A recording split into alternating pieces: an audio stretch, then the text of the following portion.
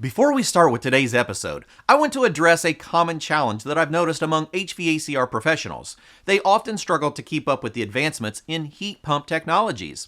That's why here at the Esco Group, along with the HVACR Learning Network, we have an amazing library of courses to equip you with the essential skills for handling today's inverter-driven heat pumps. And better yet, we're offering free access to the first 2 chapters of our most popular course on the fundamentals of high-performance heat pumps.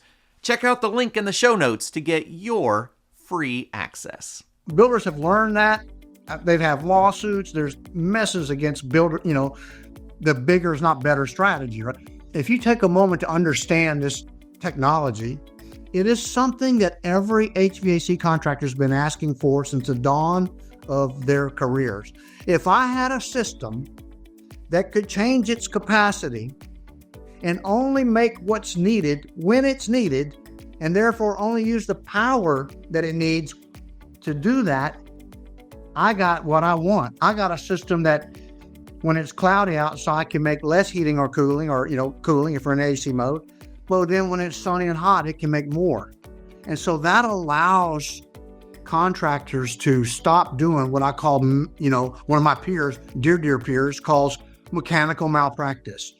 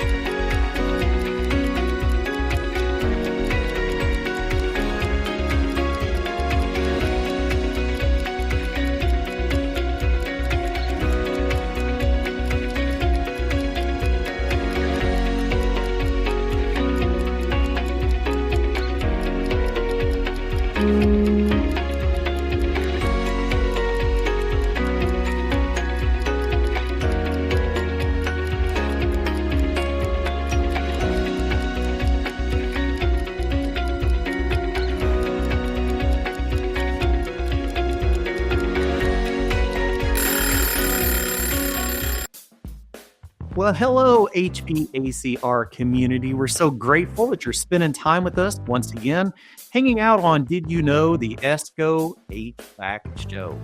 So we've been listening to your requests. We're bringing in our manufacturers. We're talking about some of the difficult topics from the industry. And one that we have had requests for, and when I had a conversation with Phil about topics, we're like, let's talk about some installation issues. Let's talk about some best practices. Let's talk about some of the things that we'll encounter while we're out in the field.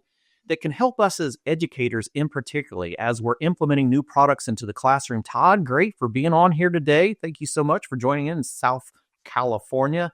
I know you're a little ways off from where the fires are, but only like 80 miles or so. So yeah, you be careful out there and make sure you're breathing some good quality air. And for everyone that's joining us, we really want to know where you're joining from.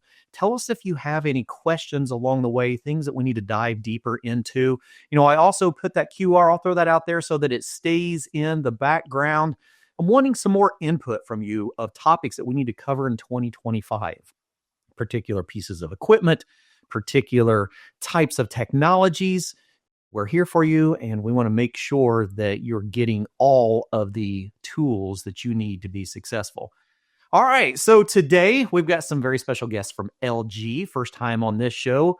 Phil, it was wonderful hanging out with you doing a podcast. It's going to be released on Friday. Phil is the Senior Business Development Manager for LG. And what really intrigues me for both you and Terry, the Executive Sales Manager at LG, both you guys are on the business side of development, but you're tech at heart, and it doesn't get any better than that.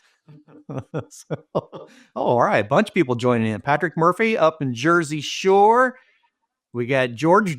I don't know if I've seen you on here before. George from Western Kentucky. Thanks for joining us today. Have any questions? Let us know. Paul Leonardi, he's a trooper. I need to get Paul on here all the time. Paul actually brings enough questions that makes me think sometimes. Look, he's there to make sure things are staying top notch. Katie, thanks for joining us again. Oh, Katie, I seen an email that came across with Howard about from tutus to tool belts, which I'd love to talk to you about sometime. And we'll make sure we get some coverage on that. And guys, Katie's one of our educators over in Missouri and has a program for young girls called From Tutus to Tool Belts. Oh, and bring them in, and they've got like torches. They're actually brazing stuff. They're flaring, and they're like 10, 12 years old. And they're just killing it. So it's a fantastic program. Hey, Michael, thank you for joining in also from California. Hey, and how are you? Are you good, clear areas? Are you being affected by it? 'Cause I know there's a lot of people that's suffering out there, and we really are very grateful for them of the situations that we have. Hey, fantastic. We're grateful for you joining us again, Osvaldo. I've seen you quite a few times here from Belize. And Kendrick, are you going to be at the conference? If so, I'd love to hook up with you. Jason keeps telling me that we got to get together and talk sometimes. He says you're just an absolute hoot to hang out with. Russell, thank you for joining down in Amarillo, Texas, getting some of that snow as well. I know all sorts of interesting weather happening around here. So, Terry, where are you joining us from today? I am joining you from Camp Lejeune, North Carolina. My youngest son is a surgeon in the Navy. He's in Japan snowboarding, and my wife and I are here watching his dog. Oh, there you go. That's a little good little getaway. Yeah, my brother was born in Camp Lejeune. My dad was a Marine back in 49 to 51 and was stationed down there at Camp Lejeune. Yeah, it's full circle for me, Clifton. My dad was a Marine helicopter pilot, and I actually went to high school here and spent a lot of time, 11 years in this community when I was growing up, 5th grade to sophomore in college. Fantastic. Well, we're grateful to have you here with us today. So tell me a little bit about yourself too. What's going on? Tell me about your background in industry before we get into education. I always love to learn more about people. I'll tell you. So I graduated high school in 1975 and thought I was going to go surfing here in North Carolina. My mom had a different plan for me. She woke me up that morning, the first morning after high school, and said, get in a car, drove me to downtown Jacksonville, North Carolina, and said, get out, get a job, come home. Here's life. until you have one. Now, obviously, that was a long time ago, so there was no Indeed. There was no, you went out and knocked on doors to try to get a job. Yeah. So I think the third door I walked in was Jacksonville Heating and Cooling and Roofing. And I started in the roofing department for about a week and saw the AC guys coming home every night in their truck with their little uniforms. And thought, man, I'd like to get into that trade. Yep. So that was 1975, and here I am. Absolutely love that. Phil, where are you joining us from today? So I'm in Canton, Georgia, up northwest Georgia. Yeah, absolutely. So what's your experience in the industry? I'm always intrigued how people, because most of the people that have been here for more than 10 years never really end up where they started, which is, I love that because there's so many places to go to. Fell into it by accident. It was I was 10 years in the insurance industry and had a good stable job and just wasn't sure what was next for me. And ended up at a men's prayer meeting actually, and one of the guys said, "I'm looking to hire a sales guy for my small air conditioning company." I lived in Louisiana at the time, Smith Air Conditioning, and so I called him later that day because my father-in-law had just been laid off and he'd been in sales for his life, and so I started talking to him a little bit, and I realized pretty quickly that it was something that really, really piqued my interest. Yeah. And next thing I know, a week or two goes by. We've had several conversations. I'm out there working for him. It's a small business, so it wasn't one of those typical sales roles where you're just thrown out there with a big book and you're told to go sell some stuff. He actually made me learn some stuff, which was great. And then a couple little pit stops later and ended up at LG. Been here for going on 6 years. Done several roles here. Started off as one of the area sales managers working with our distributors and our contractors. And then most recently brought over to Terry's team. We are working with single multifamily builders directly. And that's kind of our role, is to specialize in that. So spending some time using building science knowledge, going out, creating relationships with the builders, working with our appliance sales team on the other side of the house at LG to kind of bring those relationships in and just try to make a mark in that new construction world. Yeah. And there's a lot going on in there, isn't there? Listen, if I could jump in, so I got 4 guys on our team, and I'll tell you what all 4 of us have in common. Okay. And it's a phrase that I'll use: from the trenches, turning wrenches. Oh boy. All right. So that's where this group of folks that's in this builder sales role at our company, they're all from that background. They all have either owned an air conditioning company themselves, or like Phillip, have been employed through various positions at HVAC companies. And I think that gives us a very unique and a very grounded base to apply and sell from. And contractors and builders, they pick up on that very quickly, that these guys actually have tough hands and know what they're doing. Yeah. Yeah. You can walk the talk, not just talk the walk. Yeah. And both of you going to be at the conference, HVACR Education Conference? I think both of you are going to be there, right? Yes. Yeah. Oh man, I can't wait to hang out with you guys. And for everyone in the audience, there's going to be a lot of people in the audience will be joining us. As you can tell, these guys are from our own shirt and tail. This is the kind of people we love to hang out with and learn new things, especially when we're implementing new equipment into the classrooms. I can tell you guys that we get a lot of calls from the industry, especially from educators. We work with about 1,400 schools around the country, but we also work with a lot of distributors and a lot of contractors that have their own training programs. And everyone is starting to be very aware of the transitions we're making in the industry. And so they're, if you think about like myself, like you guys, like we spend time in the industry and then we find ourselves in other roles. And sometimes we have to go back and learn more about the industry to be able to stay up to date. And that's really what the conference is about. That's what this education is about. So we have a lot of educators that were really good contractors, really good technicians. They get into education. They're teaching all the fundamentals. They're teaching them everything they know. And then all of a sudden a new style of equipment comes out and they go, okay, I need some help. I need to learn how to implement this. I haven't installed one of these myself. So I don't know what to tell the students are going to be the issues that they could encounter when they're out in the field. So there's a lot of things that we have an opportunity to help our educators grow into. And that's what today's conversation is going to be about. And I also want everyone to be aware that these guys they are right up my own sidewalk, right? So you got to go check out the LG Procast podcast. I've sit in on a bunch of these podcasts that they put out. And it really is. It's about giving you information, giving you the tools that you need to be successful. So I encourage you to get over there and learn a little bit more about them. And I am so sorry. If I would have known, Terry, for sure that you're going to be here, I would have had you in here. But I guarantee you, I will get this updated. And when the finished video comes out, it'll be the 3 of us hanging out here. So Awesome. Right. All right. So let's dive in and let's talk about some very important things. I just grabbed a few slides out of this high performance heat pump program that we put out here recently. It was an initiative that I worked with a bunch of industry partners and the DOE and just trying to help the industry be more comfortable with especially high performance heat pumps, right?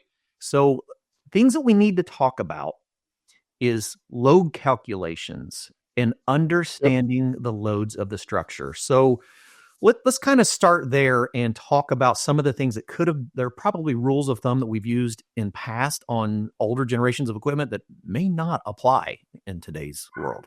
And Clifton, if you'll allow me, I want to back up before we dive into this too much. I put myself in the shoes of somebody who hasn't really had a lot of experience with inverter-based systems, meaning systems that can, ramp up, ramp down, match the load of the home and all those things. And it seems a little bit scary, but what I want to make sure that we portray the message is that the refrigeration cycle is still the same refrigeration cycle that we've had for 100 years since Willis Carrier blessed us with the air conditioner. And there's not as much to be afraid of once you kind of get to know what's going on. We look at the automotive industry, they went through this change in the 80s and early 90s where we went from carbureted fuel systems where it was manual devices. You'd use your timing light, you'd use your vacuum gauge to adjust that carburetor. And now they're all computer controlled, and we plug in our scanners and we get our little tools out and we look up what those codes mean and they tell us what's going wrong with it. Well, the combustion of the engine has not changed at all. It's how it's managed. It's managing its fuel and air through computers, which makes it much more efficient, has given us longer engine life. And that's what we've done with the air conditioners, 30 years later. So instead of having thermal expansion valves and single speed compressors that are pumping the same amount of refrigerant at all times, we're now managing our refrigerant flow through computers and electronic expansion valves. And so we're not using our gauges to diagnose it. We're plugging in little tools that'll pop up on your phone, your iPad, your laptop, but it's going to give you that information and a lot more. And what a lot of techs tell me once they really get into it, they said it's actually a lot easier to work on these systems, but it does take some education. So there's a curve. It's not this big, scary monster. We do have to know what's going on. Just like all the automotive techs, they had to go back and learn how to use those scan tools and learn what the codes mean. But golly, it made their life a little bit easier. And these are kind of doing the same thing for us now. And to get into what we're going to talk about, the biggest problem that we really see is when they're not applied properly and they're not installed properly. Exactly. They can be a nightmare, but you install them, you apply it, meaning you size it and you apply it properly and you install it properly. They don't break, things can happen, but golly, you put them in right. You talk to the guys that do this on a very regular basis, our LG Pro dealers and guys that are putting this technology in and day out. And they're like, yeah, I'd much rather do one of those because my guys know how to do it. I don't have to go back on them. And so I want to take a little bit of that fear out. It's still the same refrigeration cycle, right? We're still turning gas into high pressure and into low pressure, and we're absorbing heat and we're moving it to a different spot and we're letting it go. Nothing's real different. We're just doing it smarter. So we got the fundamentals checked. Fundamentals are the same. We can all go through and go, okay, fundamentals are the same. Heat load calculations, that's gotten easier because we've got, things like technology, we got LiDAR now. I can't wait. I'm finishing out about 600 square foot of this barn that I just built down at the farm. And I can't wait until I get it enclosed so I can get in there with some LiDAR and go. Yeah, we just 3D model. I know our pro dealer program just partnered with one of those companies called Conduit Tech, and I played around. It's a lot of fun. It's a lot of fun. Talking about. They were on the show a while back, and that's what we discussed. And it's really crucial to start looking at structures and understanding heat loads and rethinking what we do as an industry. Because we were talking, about solutions for homes before the show, and Terry's like, I know the kind of house that you live in, and I've got fantastic solutions for that because a lot of what we're doing in today's construction is not the best practices.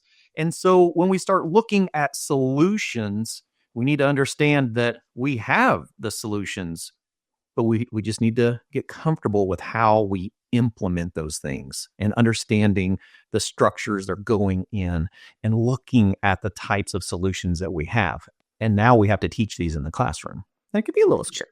So what's interesting to me, Clifton, and to your audience is, and since you used the word old and rules of thumb, I'm thinking you're talking directly to me and looking at me because I'm both of those. I grew up from that rule of thumb, man. I grew up with beer can cold, right? I'm that guy that was out there charging 22 until it freaking, was cold out there, and then I'm out of here. Yeah. But that 400 CFM per ton and that, 500 square feet per ton and all those rules of thumb, they worked somewhat when there were piston-driven systems and constant speed compressors and a lot of room for error, okay? Bigger is not better. Right? Absolutely not. Builders have learned that. They've have lawsuits. There's messes against builder, the bigger is not better strategy, right? If you take a moment to understand this technology, it is something that every HVAC contractor has been asking for since the dawn of their careers. If I had a system that could change its capacity and only make what's needed when it's needed, and therefore only use the power that it needs to do that, I got what I want. I got a system that when it's cloudy outside can make less heating or cooling, or, cooling if we're in AC mode. But then when it's sunny and hot, it can make more. And so that allows contractors to stop doing what I call, one of my peers, dear peers, calls mechanical malpractice. All right. Mm-hmm. Making a decision to do something that in your heart as an HVAC contractor is wrong. Mm-hmm.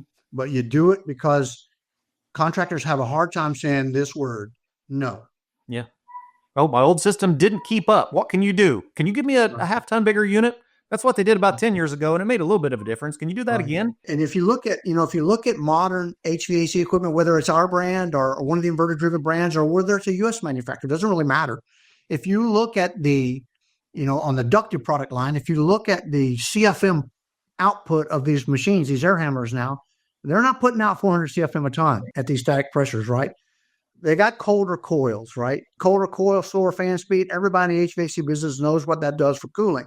Mm-hmm. So you have these things happening to technology, ours and traditional products, that are impacting these decisions, which is why this load calc becomes so valuable and so important in making sure whether it's an LG inverter-driven system or a U.S. manufacturer's system, sizing it properly, and to Phillip's point, installing it properly, is going to make sure that the consumer gets what they paid for. No, 100%.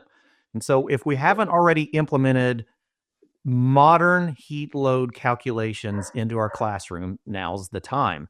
So as we start talking about, what are our options, as we start looking at our structure slightly different, we have too often designed our systems for a single central ducted system. And now we have the opportunity to look at technology and equipment a little bit different and start thinking about those individual loads that are within our structures and start focusing on the equipment. Now, that's one thing, but when we start talking about the installations and the practices that we should be teaching in the classroom, that's where things have changed.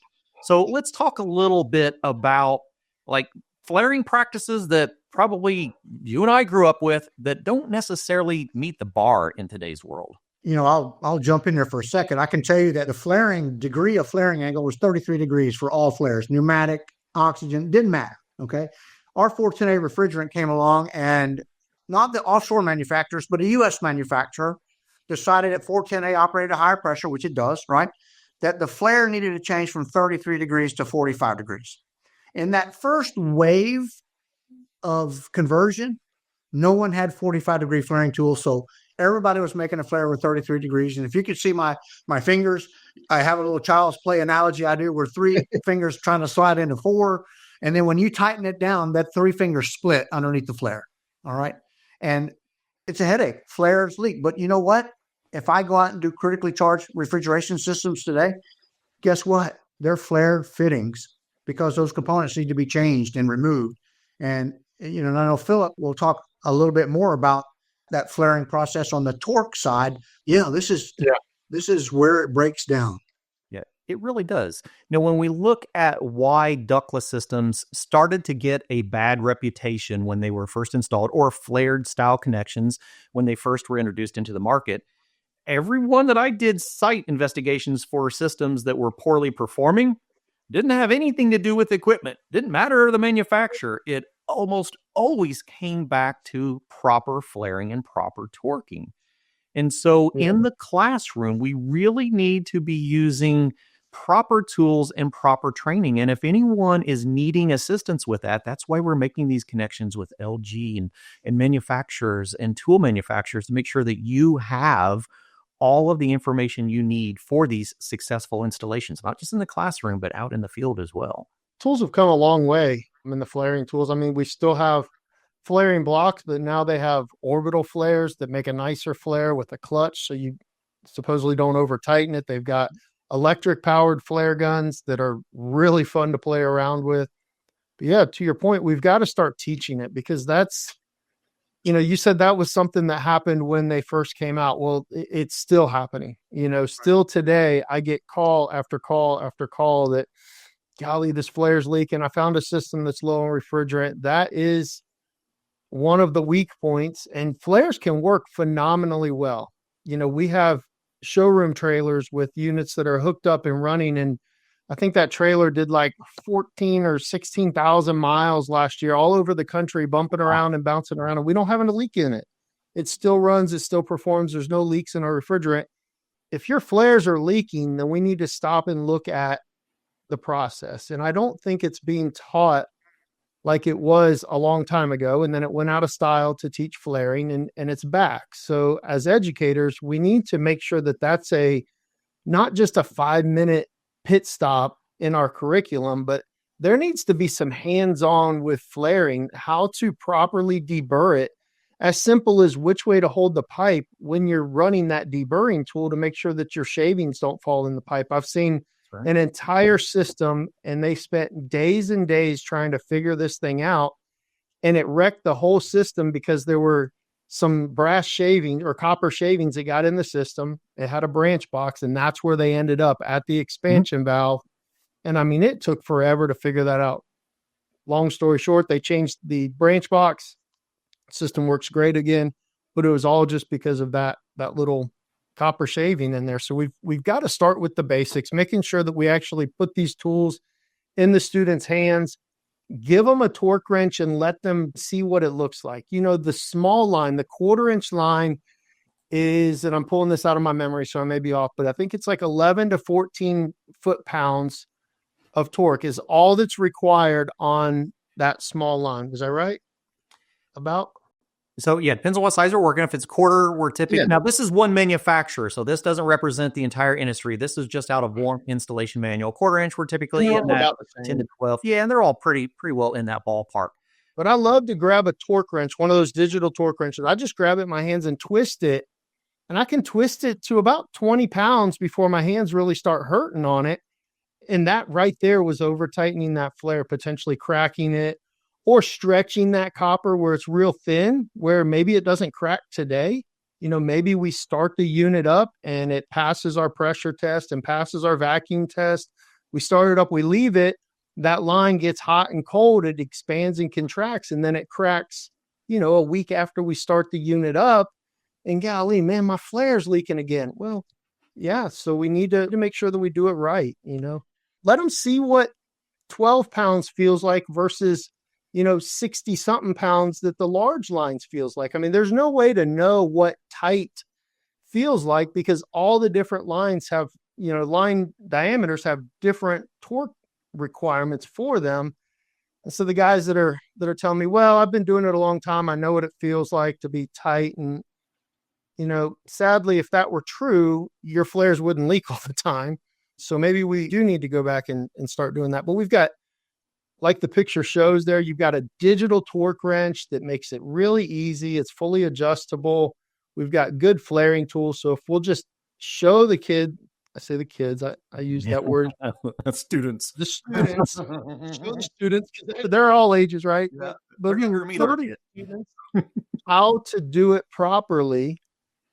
There really aren't big issues. I mean, I have 2 LG systems installed at my home, and I don't have refrigerant leaks. So, yeah, I've got and a lot of the indoor unit leaks that we get, we'll get a head come back and, oh, it's got a leak. And so they warranty and we get it back, and there was no leak. It was the fitting, time and time again. But one of the things I love to do in class when I'm actually doing the torquing side of it is I'll go in. I like to have an old piece of equipment or if you don't have an old piece of equipment, you can actually go buy you a standard flare union and you can put it into a piece of metal and you can make a stand for it, bolt it down to the table so it's good and solid. And then I'll have people come up and without using any torquing, using a couple adjustable wrenches, go, okay, tighten this for me. And they'll let everyone tighten it and then use the torque wrench to actually measure how much torque it takes to back that off. Because typically about the force that we're seating is about the amount of force to unseat it. And so they can start looking at it. And then I'll also walk into the class and I'll look for the largest person in the class with the biggest hands. Absolutely. And I'll say, can I use you for an example? And I'll have them come up and I'll put my hand next to their hand. I'll go, do you think I'm going to be able to tighten something to the same thing that I feel is tight compared to this set of hands that feels like this is tight? Usually a football player, if I happen to find one, boy, they're fantastic. Everyone gets the example, right? Because there is such a difference. We cannot use our own judgment on tightening a flare. We absolutely have to have that. If it wasn't required in a manufacturer specification, it wouldn't be required for warranty purposes, right? So it is required for us to do this. Good comment that just came in just a minute ago from Tom. Tom, I completely agree. I should add an extra slide. I use these in class all the time. I should add a separate one showing proper ways for deburring, putting you a block on to give you a good hold so that you're not bending your copper.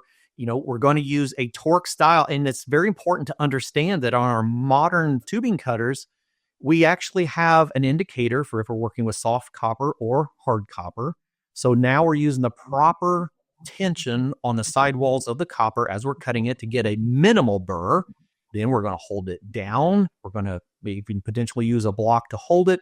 We're going to make sure all of our burrs come out because most of our ductless systems don't have filter dryers on them, and they shouldn't have filter dryers. They have screens along the way for protection from things like EEVs, but that's all. So our debris can get hung up very, very easily, right? And now we need to make sure that we're going to be using a gauge as we're doing our flaring, right? In the past, I grew up with the nickel flare. I don't know about you guys, but I was always thought about using the nickel for using my flares but I was typically working with 3/8 copper on refrigeration stuff. And that was always kind of the rule of thumb was nickel thick.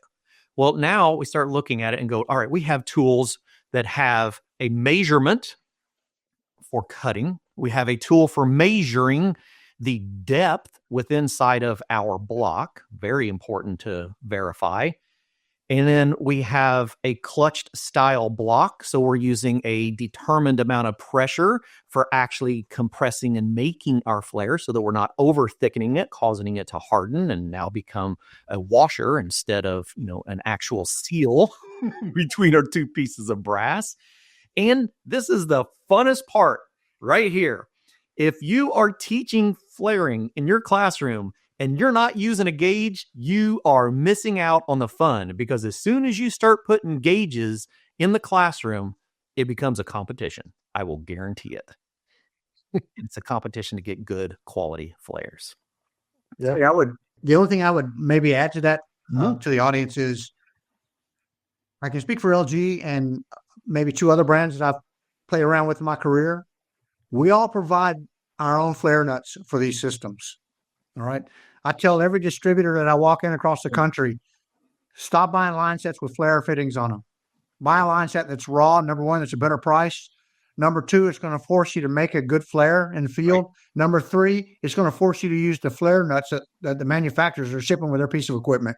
All right. Yeah. They're typically bigger. The thread patterns are the same, but they're typically bigger, longer, quality control's higher. It's just a lot goes in for that to be said about using the flare nuts that are provided from the manufacturer. So true. I've got a whole bucket that I've taken off, and that's my scrap bucket, or that's my washers for when I'm practicing casting a bait caster. That's throwing it in a bucket. Anyhow, no, you're 100% right. Cut those off. Use what came with the equipment. They are designed specifically for that. The tapers have been, machined to be a perfect fit. And Paul, Paul, you're right. Yes, sir, we do. If you don't believe it, you just come on to the conference. You're going to see all sorts of older kids having fun. So when we get into the torquing, so now we got two things we can introduce in the classroom. We got flaring that we can actually use for competition as well as evaluation, right? It's a fantastic tool for evaluating something in the classroom. We have our torquing to specification, which is massively important. And the tools aren't horribly expensive. Once you start using them, you'll never go back. I absolutely promise you. Now, what other options do we have in the industry that we need to be aware of? Let's talk about things besides just standard flaring, because we are starting to see, we've got jurisdictions not too far from here that are really starting to look down upon brazed connections for many reasons, right? They're wanting mechanical connections, but we need to be aware of the types of mechanical connections that are out there. And if we are using them, making sure that we are using them properly.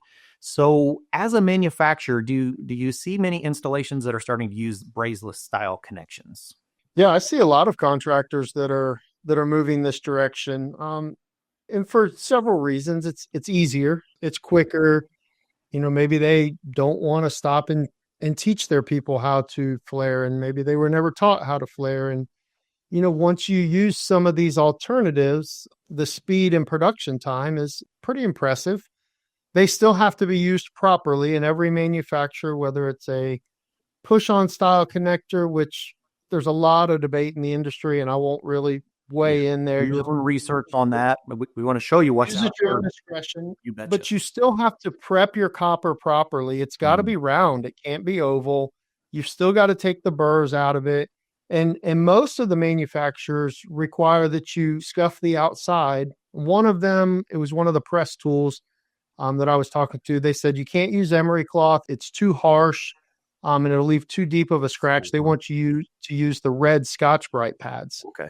And I don't remember which brand that was. That's not an LG statement, but that's just something that I kind of picked up along the way, that you can't just take dirty copper that's kind of smashed and not round and shove it in and expect it to make a good seal. So, but yeah, I mean, a lot of guys are moving to those crimp style connectors, and LG doesn't have a stance on it, right? So we just want you to hook the line set up and not have a leak and not introduce any contaminants into the system, like with a brazing. If it doesn't have a perfect nitrogen purge, you're going to leave that carbon on the inside. That will definitely damage your system. Clifton talked about the screens right before the expansion valves, and it'll plug it up. It'll ruin a system really, really quickly.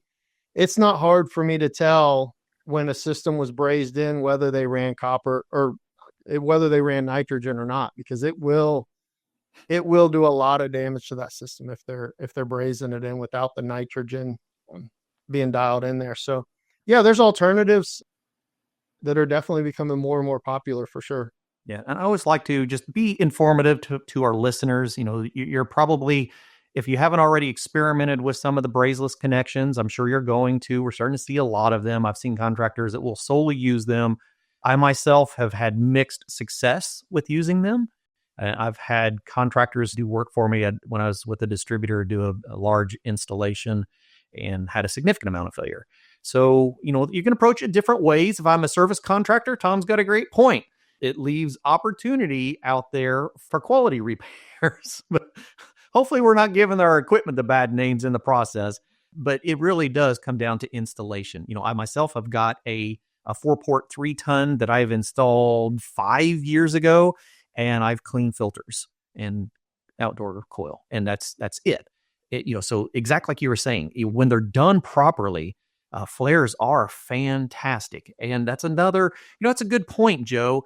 And I'm kind of the same way on flare gaskets and Nylog. I have seen a lot of people discussing here in times utilizing on them. I don't have much of a stance on those. So I always enjoy, success stories or failure stories from the industry on how things like that have worked for you, because we do have a variety of things being introduced into the industry, all trying to save time, trying to make the equipment, a better, more successful installation. But it's only as successful as the time taken to prep things and actually make those connections. So I didn't want to spend too much time. I'll make one brief comment about Nylog, and I don't want to get into it because there's people fight all day over that. But what we want to make sure is that no foreign substances enter into the refrigerant system. I've seen people use Nylog in different ways. I've seen it where they smear it all over the entire face of the flare.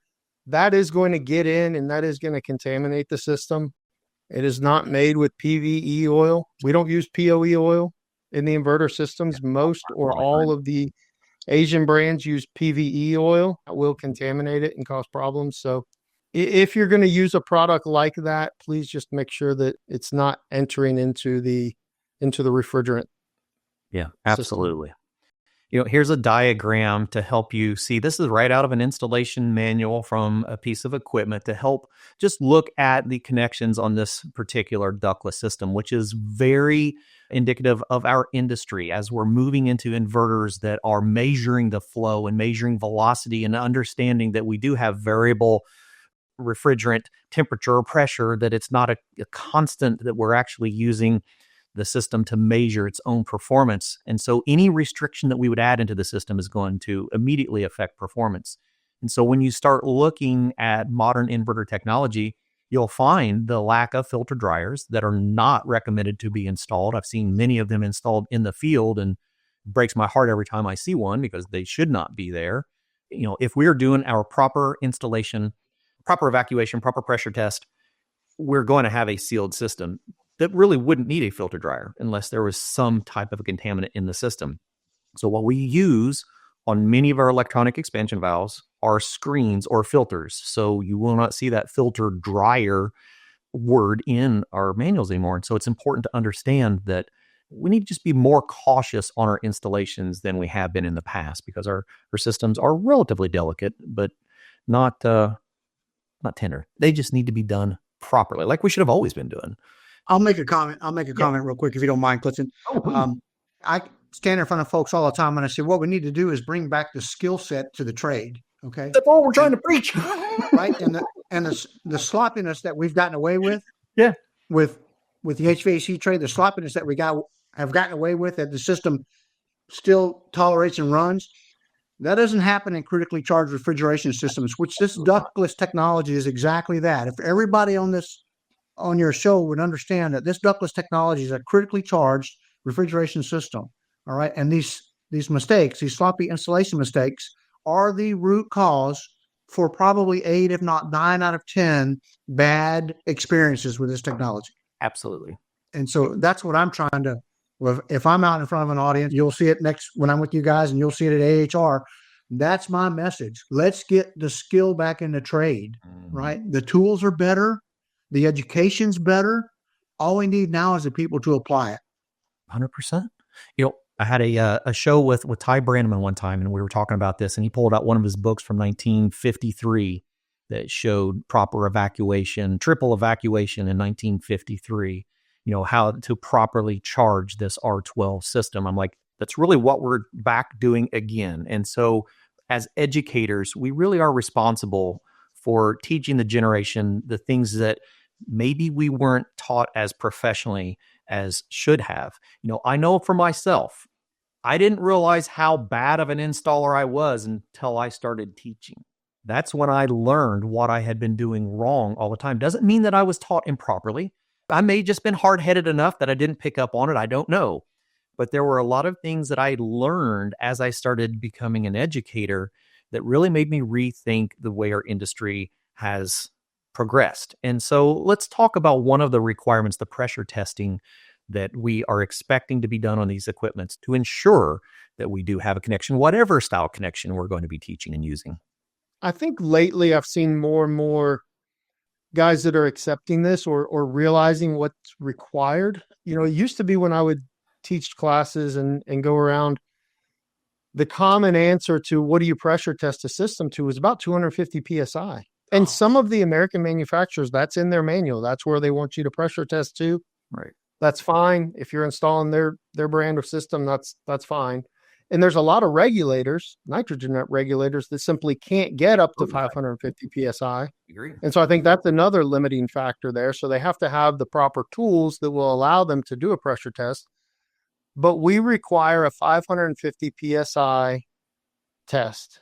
And I tell guys all the time, and I think I stole this from Terry, but if you're using an analog gauge to look at the pressure, you're going to look at it and you're going to twist it just a little bit and convince yourself that it's not losing any pressure. Because if you're losing over a few minutes, 3-4 PSI on an analog gauge, Why not you see? can't see 3 PSI. No. But if you use a digital gauge, and I'm a big fan of not using a gauge manifold. I don't use a gauge manifold for anything. You don't see any. I'll use, No we'll one. use an independent digital gauge, and I'll put it right on top of the core removal tool. And that's how I regulate and measure my nitrogen. And I can know very quickly whether I have a leak or not. And yes, this is the proper way to do it. I want you to spend an hour and 45 minutes doing your pressure test, but I also understand some reality too. But with a digital gauge, if I see that I'm losing 2 PSI over a 15-minute period, well, that may not feel like very much, but it's got a leak. So stop what you're doing and go back to work and find your leak and fix it before you leave the job site. I have a phrase I use quite often. And, I don't care what system it is, HVAC, refrigeration, there's 3 pieces, right? You make the refrigerant connection, you leak test, and then you evacuate and then you charge if it's a system that needs refrigerant, right? So there's a new word that I use around the country that goes with each one of those steps. And that word is pass. So I leak test, pass, evac, pass, charge, pass. If I don't pass the first step, all the subsequent steps fail. And that's become a mantra of mine to get out here and go, if you're not passing your leak test, don't move forward.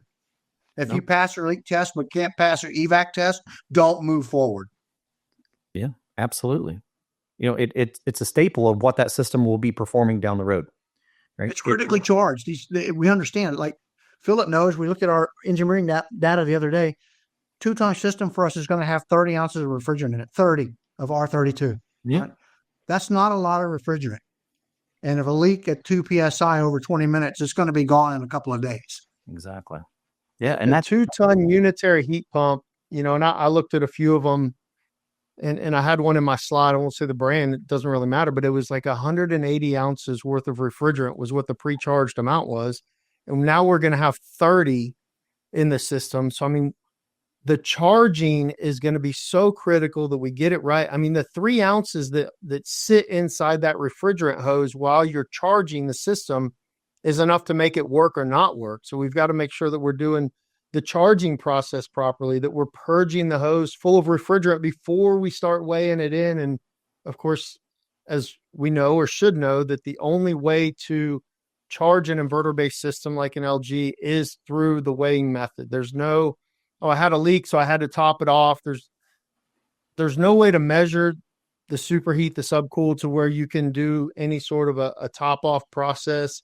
The only way, and hate it or love it, the only way is to evacuate all the refrigerant out of the system and weigh it back in. We highly recommend weighing in virgin refrigerant if and when you ever have to do that. But even on the install, just getting that, calculating the proper trim charge, not just, I know I had a long line set, so I'm going to add a little bit here or there. I've seen that. I've had guys go, well, how much did you add? Well, I always put in a half a pound extra. It's got an accumulator, so I always put in a half a pound extra. I've literally been told that by a contractor, and it was just blowing my mind. That is not the reason for an accumulator. We have a minimum line set length and we have a maximum line set length, but an LG, most of them are pre-charged single zone or pre-charged for about 25 feet worth of line set. Anything beyond that, you do the math, you figure out how much extra line you have, figure out what the charge multiplier is for that system, which will change based on the diameter of the line set and is getting even smaller with the new refrigerants. R32 is a more efficient refrigerant than 410A. And so the volume is going down to about 75% of what we used to use. We're being able to use less refrigerant now, which is one of the reasons why we chose R32 over the 454B. I know that's not what we're here to talk about, but that was one of the driving. I always like to hear why, because I get questions a lot. Why does one manufacturer use it versus another? Well, they all have their own. And there's lots of reasons, but that benefit specifically goes into the new mitigation valves and the leak mitigation valves. Any system with less than 4 pounds of refrigerant in it it doesn't matter the room volume, doesn't matter anything. You do not have to have any kind of leak mitigation valve on a unit with less than 4 pounds. So The R32, it has a higher efficiency than the 454B. If I'm remembering my numbers right, 454B is about 92% volume based compared to 410A, and then R32 is 75% compared to 410A. So both are a smaller charge, but R32 is even smaller. So that's going to give us an advantage when it comes to jobs where maybe you're on the border where if I have an R32 system, I don't have to deal with the leak mitigation valves. But if I use a 454B system, I might have to use the leak mitigation valve. So that was one of the reasons why we chose to go that route. Yeah, no, that completely makes sense to me. And for those of you that, if you're not familiar with what we're talking about the M1, M2, M3 measurement standards for when we're talking about mitigations. We actually did an episode where we talked about that a little bit. It's been a while back. I don't know if I can grab it in time to throw it in the chat, but if you go to the YouTube channel, I've got a couple of them on mitigation strategies. One of them did with Jason was really good. We covered a bunch of that just to keep you update with where we are on that, because it is very important. If we can stay underneath of that, it's 3.9 pounds and 4.1 pounds, depending on which refrigerant, but approximately 4 pounds is where we're going with that. So, Joseph made a good comment, if you want to pop it on the screen, in certain areas where they require an overnight test and the ambient temperature changes, teaching the guys what happens as the outdoor temperature changes with a nitrogen, with a nitrogen pressure test. Does nitrogen change pressure with temperature? Yes. So how much? 10 degrees Fahrenheit equals 1 PSI. Well, if you're dropping overnight from, you set it in the afternoon when it was 90 and you get there in the morning and it's 60, okay, that's fine. How much should my pressure have dropped overnight? And knowing that, oh gosh, my pressure's 3 PSI lower. Well, no, that's weather related. All right. So my PSI is 8 pounds lower. Well, that's not weather related. That, unless you're in Arizona where they have crazy swings, sure, that's probably actually a leak. And so teaching them what weather does to a nitrogen pressure test is probably something that should be covered. Yeah, no, it should be. None of that was discoverable until there were digital gauges. Yeah, because you couldn't measure that. I mean, right. Where did I put this? Even if I had a fine enough of a pin to put on my gauge or a piece of tape, it's just not enough. It wouldn't have been able to do that. Right. No, absolutely. And if you got an itty bitty tiny leak, it may work great for 6 months, 8 months, 12 months. But the number of technicians that I've talked to that had to go back on a job 6 to 12 months later and found that it was low on refrigerant is unbelievable. Yeah. And my hunch is a large majority of those had the leak at the beginning, or they over tightened the flare and it cracked shortly after they started it up. Yeah, no, absolutely. I'd encountered many of them. When I was with the distributor, I did a lot of site visits for a manufacturer, and that was always one of my stipulations when I would get a call, especially if it was a multi-port or any ductless system. If they were having performance issues, everyone wants you out there immediately. They want you out there right now. And that was always my stipulation. I said, I'll tell you what, let's do this real quick. I'd have them get out the manual. We would see what the additional refrigerant charge would have been over the factory charge. I said, okay, here's your number. You go recover that out. If you have less than that, you go find your leaks. If you have that, call me back and I'll come see you. Very rarely did I get that call back. Most people find when they recover that refrigerant that they did not have enough refrigerant in the system because they had a leak, and then they can move on to the repair. So it's so important to do this now. I mean, if we think about it, do we really want to come back and look for a leak? Because it's not going to be the leak that's going to get the bad name from the consumer. It's going to be the performance of the system that's going to get a bad name from the consumer. So or the whole technology as a whole. Exactly. Which is kind of where we're at. We're fighting. A bad name is LG or whatever brand it is a bad name. And it also stains the brand of the air conditioning company that put it in, They recommended that brand. They recommended LG and they sold it to them. So everybody loses in that case. And so does the homeowner, whether you cover it in warranty or not. They still had to go out of their way to call you and wait for you to come out and maybe go a day or two without heating or cooling. Mm-hmm. So nobody wins. Service company really loses. Absolutely. Yeah. You bring up I have a slide that I put up in my presentations, and Philip's going to chuckle because he's seen it a million times, right? It's a billboard, a white generic billboard, Okay. And on that billboard, I'm standing in front of a group of contractors, builder, I don't care. That billboard says, I fix mini splits, license number, phone number, because I have been doing this inverter-driven work for 30 years now. And like I said earlier, 8 or 9 times out of 10, if that system is running, hasn't electrically failed, okay, I can almost bet you all the money in Texas that the refrigerant charge is incorrect. 100 people have been out there. That's an exaggeration, but 10 contractors have been out there and taking refrigerant in, put refrigerant out, blah, blah, blah, blah. I go out there with a 500 PSI nitrogen regulator, find a leak, fix the leak, evacuate properly, pass, charge, pass, and leave a hero. You bet. And I tell all these guys all around the country, that billboard would be in your town. If I was 30 years old, not 68, that billboard would be in your town on the biggest highway you got. And I would own that town's business. Yes. No, I agree. Like I said, I very rarely, I had one board failure that was legitimate. It did not have any overcurrent protection. It didn't have any type of surge protection on it. And it was installed in an area that had a brand new power station. They had very high voltage being very close to it.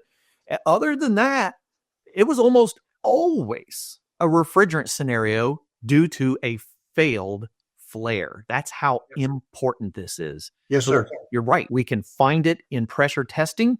If we feel like we were good on our pressure test, we will find it in our evacuation. Yes, we will. Right. So we have 2 ways to verify. And this is such a good demonstration in the classroom. It is a perfect evaluation tool to see if they can actually get these to maintain below 500, which has been industry standard for a long time.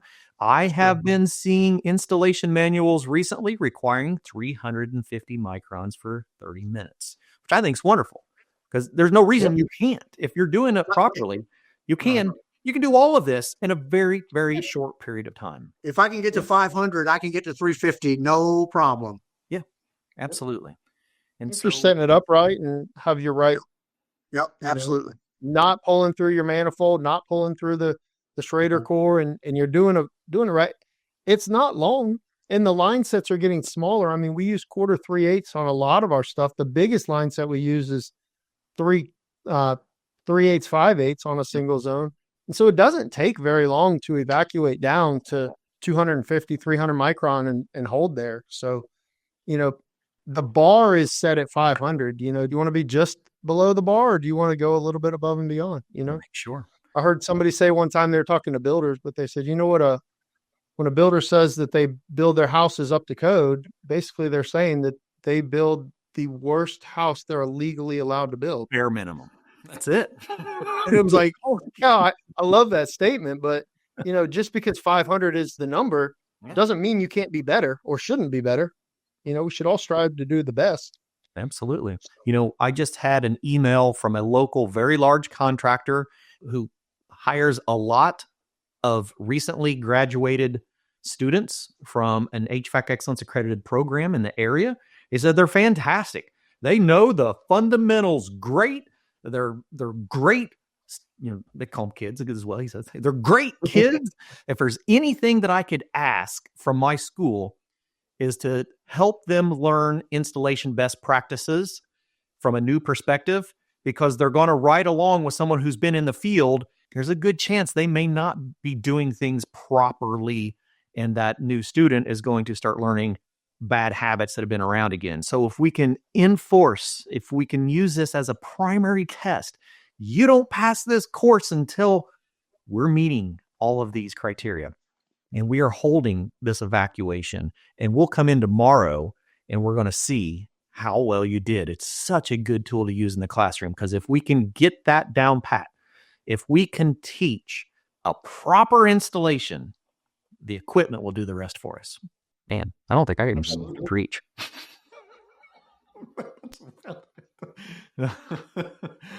Oh, great conversation stuff, gentlemen. I really, really thank you. Another thing that you had brought up, we were right at the time, but I wanted to talk just briefly a little bit about condensate management. A lot of people don't think about it, especially with ductless systems.